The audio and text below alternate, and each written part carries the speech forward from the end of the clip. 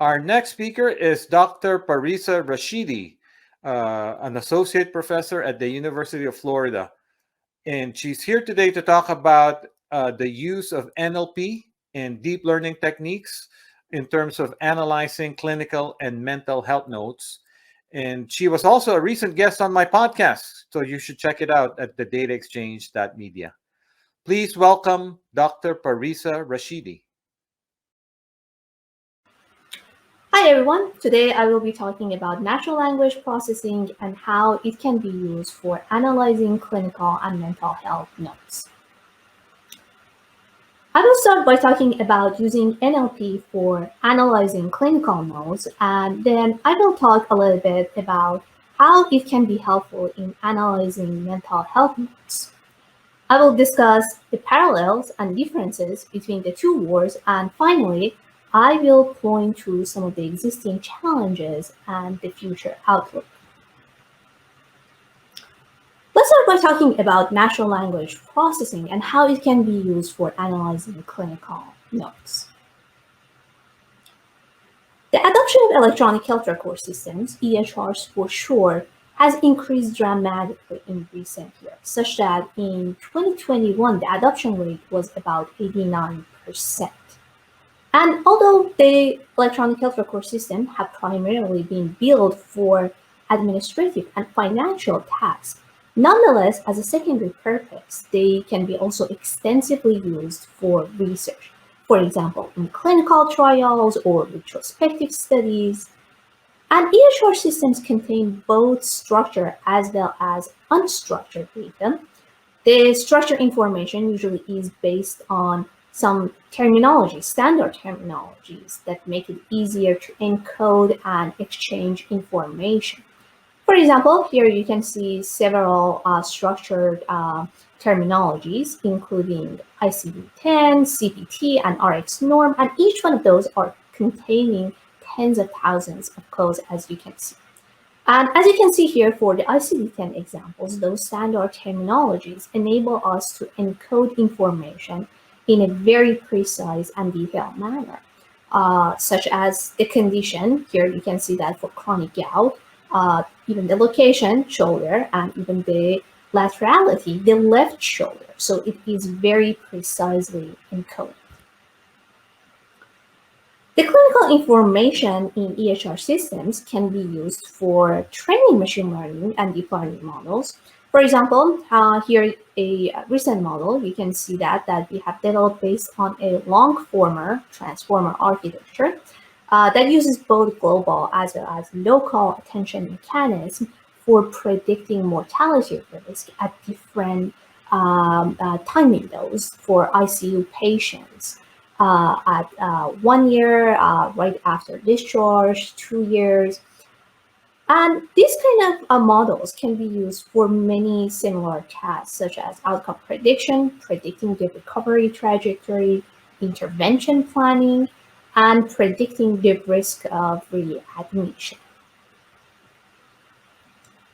Now, let's also talk a little bit about clinical notes. A large amount of data is in form of free text in EHR systems. And that includes different types of notes, such as history and physical examination notes, or HMP for short, progress notes, discharge summary, nurse notes, radiology notes, and many other types of notes. And here you can see the HMP note, for example, with specific details about the injury of a 38-year-old man was dragging a giant tree limb and suffered hyperextension to his left knee. And as you can see, there are specific details combined with clinical terminology. But unlike the previous ICD-10 example that I showed you, such information is not in a structured format, but it's completely in free text form. So it's clear that we need to use NLP techniques for processing this type of clinical information that is contained in clinical notes. But what are some of the challenges that are associated with clinical notes? First of all, such information is usually physician-specific. Each physician writes his or her own specific way by reflecting on their own thought process. For example, they can choose to say either shortness of breath or dyspnea, both valid, both referring to the same exact concept. In addition, there are also many shorthand conventions, and in fact, there are more than 197,000 unique medical abbreviations out there that exist in clinical text, and many of them can map to several different concepts, which makes the clinical NLP task even more complicated. For example, MI, it can refer to mitral insufficiency, which is the leakage in one of the heart valves, or it can also refer to myocardial infarction, which is the medical term for what we know commonly as a heart attack. Also, as we all know, physicians, because of lack of time or other things, they usually change sentences into phrases and into shorthand convention. Again, that makes clinical NLP more complicated. Many different NLP tasks can be performed on clinical notes, depending on the problem that we are trying to solve. And here you can see a number of such tasks. The first example is single concept extraction task, which is basically referring to the extraction of medical concepts from text, such as extracting different diagnoses, medications, procedures, and it can be treated as a sequence labeling task, such that we can assign different clinically relevant tags to each one. The other task, temporal event extraction, it can assign a notion of time to each extracted concept. For example, saying something like in the past few months or November 16. Those are temporal events. The third one is relation extraction, and unlike the other two, it refers to a structured relation between two medical concepts.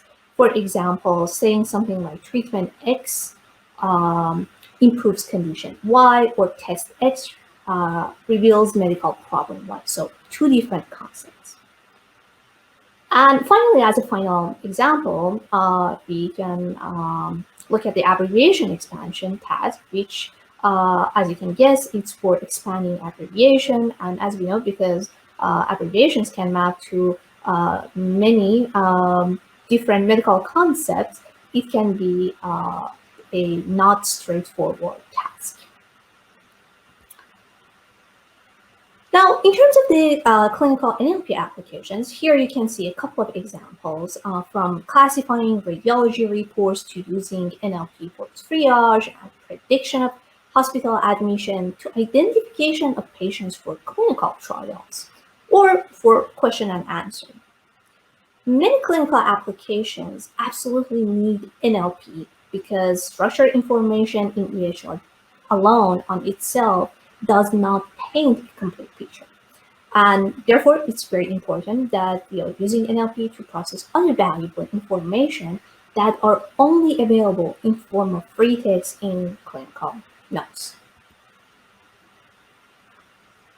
In recent years, of course, there have been many technical advancements in the field of clinical NLP, especially based on recent deep learning models such as transformers and the notion of pre-trained models and embeddings, and more recently, foundational models from Stanford.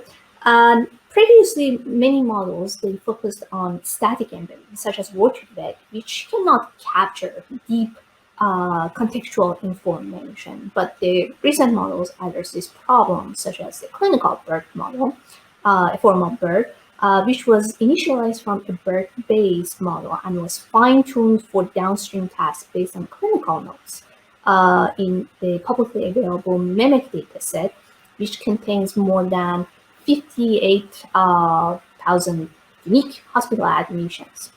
Another example is MedBERT, which again adapts the BERT architecture and was trained on two datasets. One was the Cerner HealthFact EHR dataset, large dataset, about 68 million unique patients, in fact. And also another one, the MarketScan dataset, which is a claim dataset, not EHR, and again, very big dataset, about 170 million patients.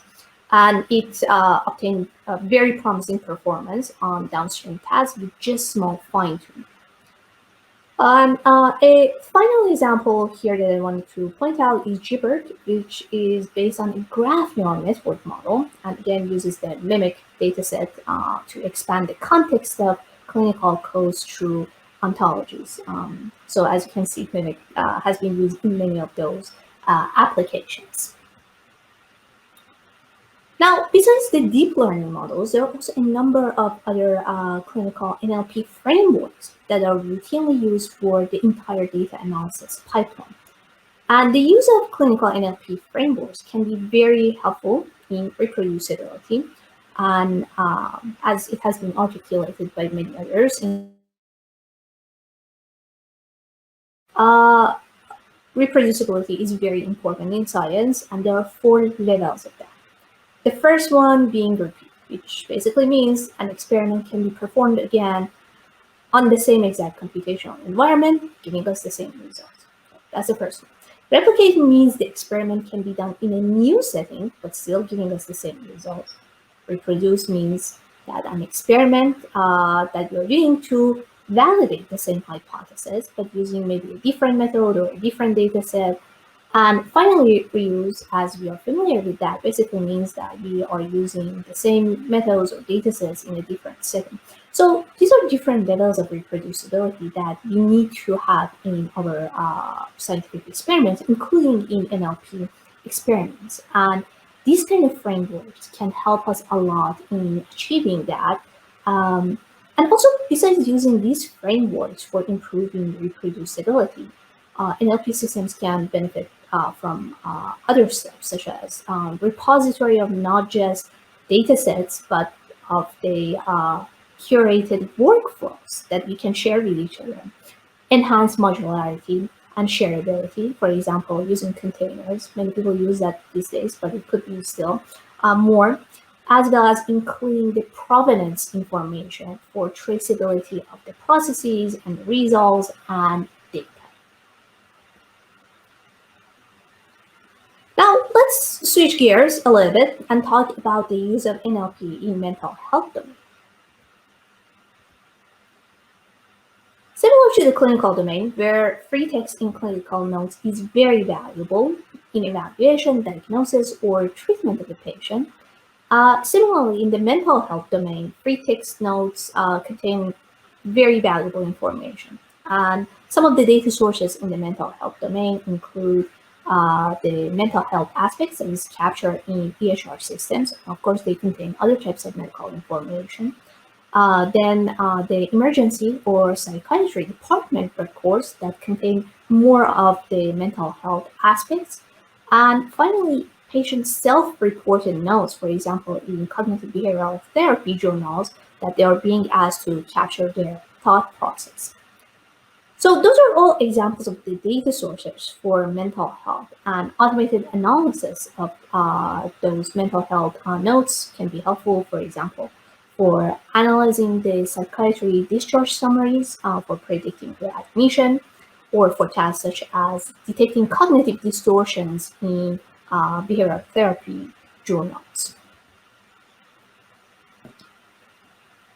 And while clinical notes and mental health notes share similarities in the sense that they both contain free text that can be analyzed by NLP techniques for improving patient outcomes, there is also some clear differences between the two.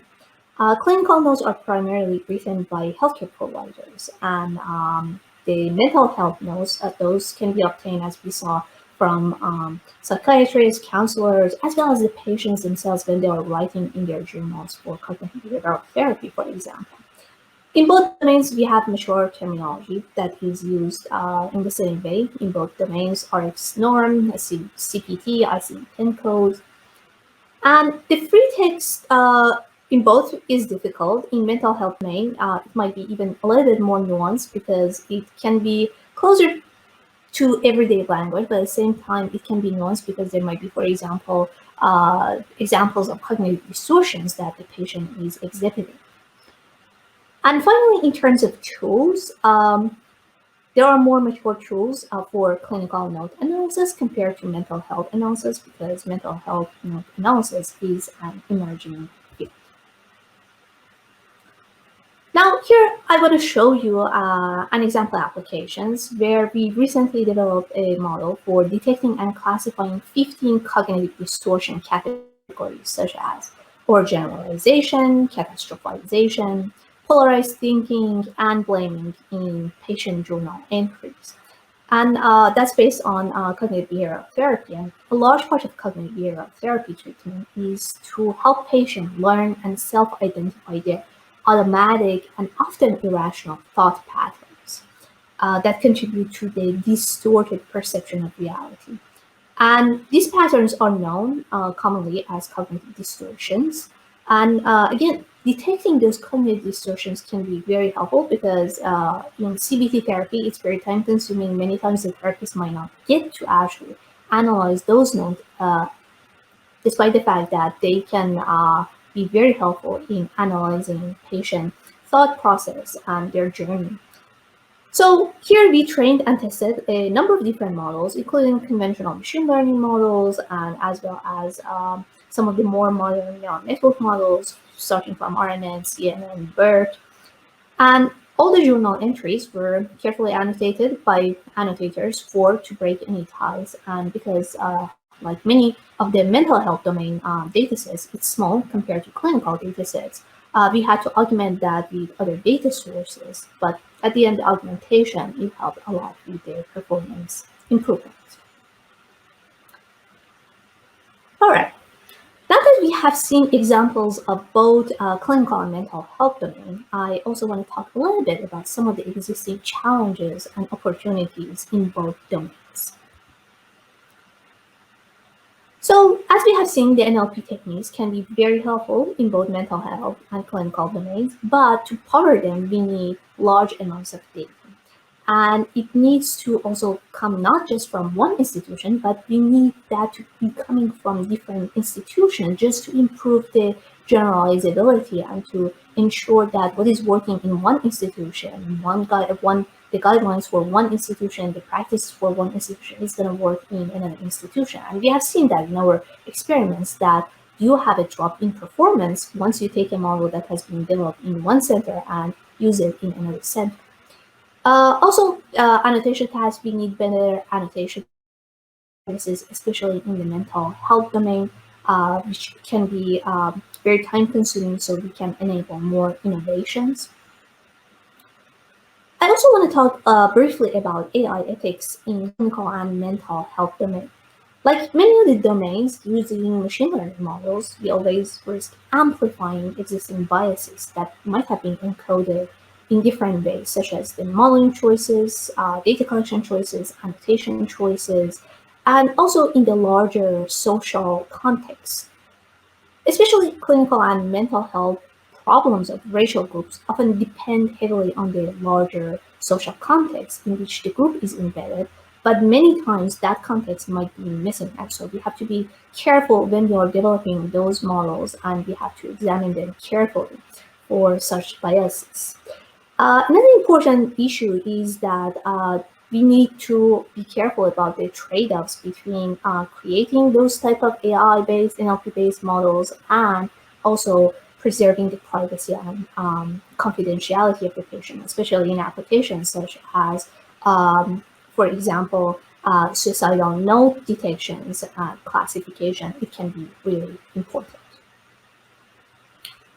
Now, moving forward, in terms of the technical advancements, we need to work more on lifelong and continual models that can adapt to the changes that happen over the life of the individual. So not just the snapshots, not just individual episodes of care, but the lifelong information. So we are able to infer and reason based on the lifelong events, not just isolated encounters.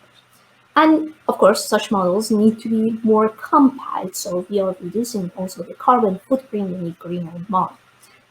Another important thing that we need to keep in mind is that we need to also include the other stakeholders in the process, especially community members, because at the end of the day, they will be using systems, and we need to make sure that we are taking into account their feedback, and we are also asking for feedback from them in terms of the appropriateness of these tools and also the potential risks and benefit. And in that process, we need to also work a lot more on explainability approaches to be able to explain it to both the physicians and patients.